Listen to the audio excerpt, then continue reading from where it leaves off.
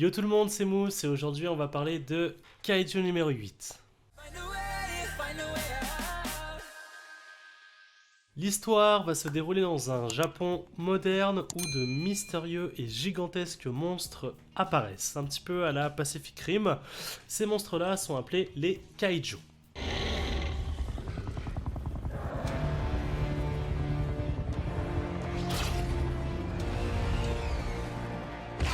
On va découvrir alors l'histoire de Kafka, un mec d'une trentaine d'années qui a pour boulot de nettoyer un petit peu la merde tout simplement. Une fois que les monstres sont détruits, c'est lui avec les membres de son entreprise qui vont en fait ramasser tous les déchets organiques. Un Sidewinder XTR.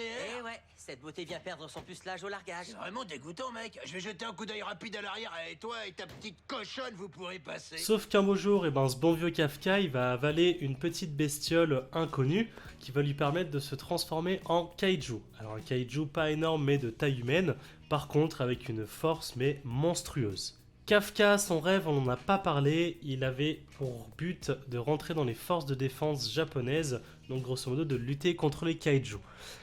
Et grâce à ce nouveau pouvoir qu'il va avoir, il va peut-être pouvoir avoir une chance de enfin intégrer cette institution. It was at this moment that he knew. He fucked up. Je dois articuler lorsque je parle. Comme tous les mangas, des points positifs, des points négatifs, on est parti. Le premier point positif, c'est quelque chose que je redis souvent et qui apparaît, j'ai l'impression, de plus en plus dans les mangas.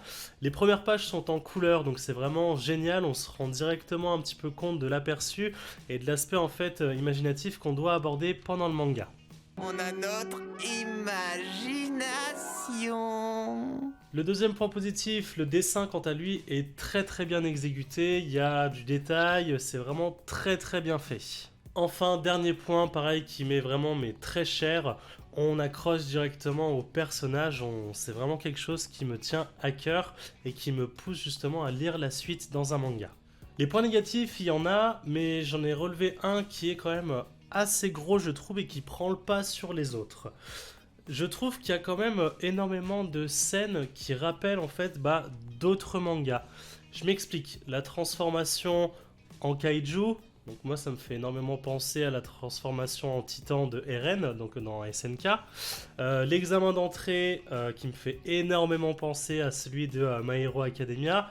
Et les monstres qui apparaissent un petit peu à droite à gauche, ça me fait penser un peu à du One Punch Man ou dans la culture cinématographique à un Pacific Rim. Donc ça je trouve ça vraiment dommage.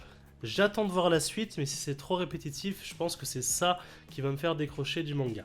Quoi qu'on en dise, Kaiju numéro 8, malgré la com mais gigantesque qu'il y a eu dessus il y a de cela maintenant quelques mois, je le recommande quand même, j'ai vraiment beaucoup aimé le lire.